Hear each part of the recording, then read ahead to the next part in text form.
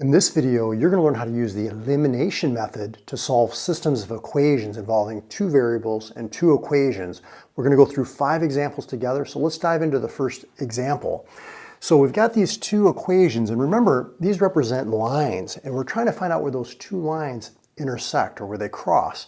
And this is like an algebraic method way of doing it, but what you can do is you can add these equations together, you can subtract the equations, you can multiply an equation by a non-zero constant. And let's take a look at this one. Now what happens here is you can see we've got a negative 1y, and this equation has a positive 1y.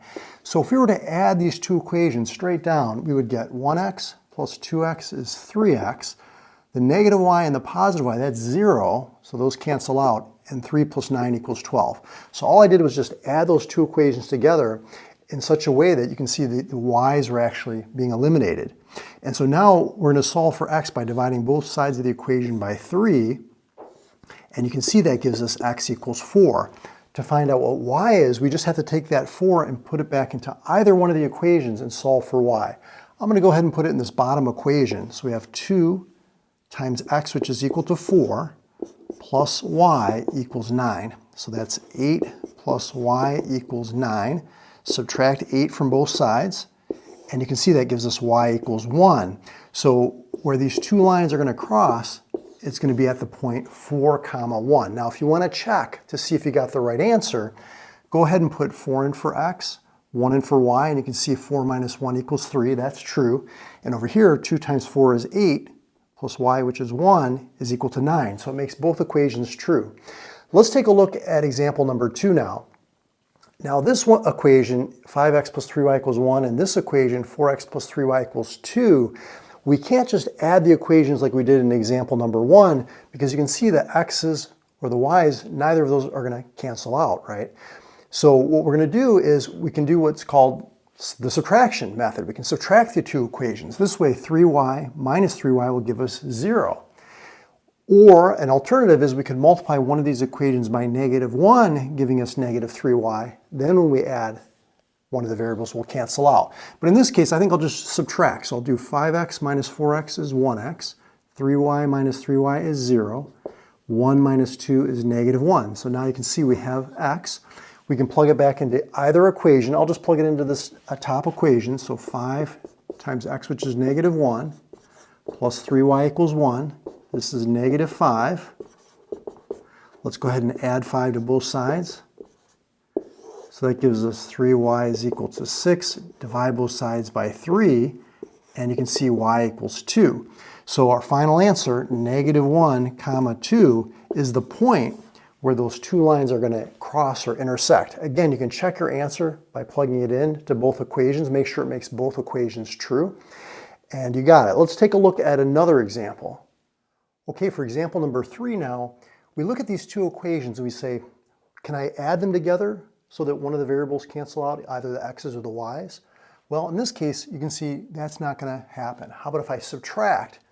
No, again, they're not going to cancel out. What we have to do here is we're going to have to multiply either one of the equations by a non-zero constant or possibly both equations by a non-zero constant in such a way that we can add these equations together to cancel out one of the variables or subtract. Now, I prefer the addition method over subtraction because sometimes students get a little bit confused with when there's a lot of negatives in the problem.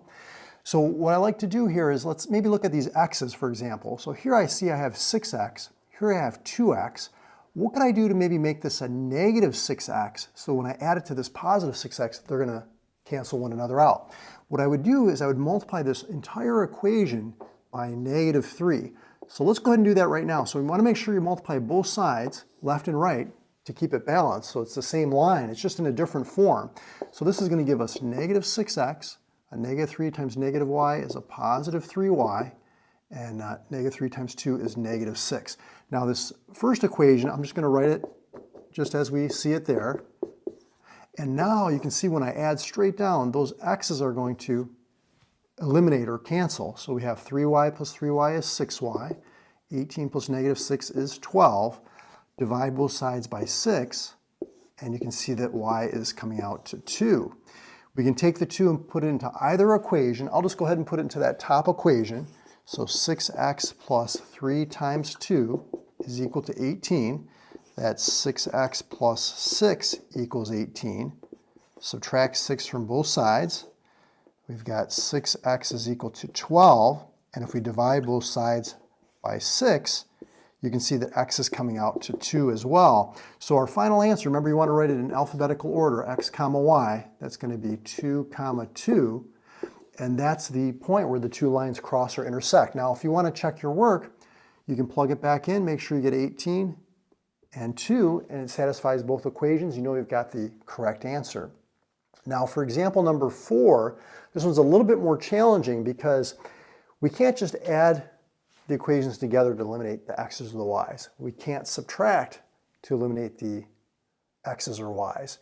If we try to multiply one equation by a non-zero constant and we add it to the other one, it doesn't look like it's going to be canceling out one of the variables. We're actually going to have to multiply both equations in this problem. So what I'm going to do is, let's say we want to eliminate, let's just do the y's this time.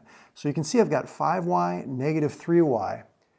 Well, the least common multiple would be like 15y, right? So if I could make this positive 15y and negative 15y, when I add them together, those y's are going to eliminate or cancel. So to do that, I'm going to multiply this top equation by 3. That'll give us positive 15y. Multiply this bottom equation by 5. That'll give us a negative 15y. Then when we add, they're going to cancel out. So let's go ahead and do that. So 3 times 3 gives us 9x. 3 times 5 is 15y. 3 times negative 4 is negative 12. If we multiply this bottom equation by 5, we get 10x minus 15y equals negative 45. Now, a mistake that students sometimes make, and I don't want you to make it, is they'll multiply the left side but then forget to do the right side, or that's probably the most common, or vice versa. But you want to make sure you multiply that entire equation by that constant so it's the same line. Now, look what happens here. The 15y and negative 15y, when we add these together, those are going to cancel one another out. We get 19x is equal to negative 57. We want to solve for 1x, so let's divide both sides by this coefficient 19. So x is coming out to negative 3. We can plug it back into any one of these equations. We'll get the same answer. Let's just go ahead and put it in the top equation. So that's 3 times negative 3. Now another mistake that students sometimes make, I'll point out, is they'll accidentally put the negative 3 in for y. But you can see we solve for x. You definitely want to replace it with the x variable. And again, I usually put it in parentheses when I'm doing that. And notice when these are next to each other, side by side, that means they're multiplied together.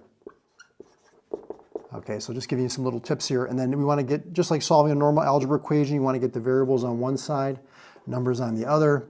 So we get 5y is equal to 5, divide both sides by 5, and you can see that y equals 1. Final answer, remember alphabetical order, x comma y, negative 3 comma 1 is where these two lines are going to cross or intersect. That's our solution. Again, you can check it by putting it back in and make sure it makes both equations true. Let's take a look at one more example. Okay, this last example is a special case, and it's an important one that you're going to want to understand and recognize. But before I do that, if you're new to the channel, welcome. And if you've been watching my videos for a while, welcome back.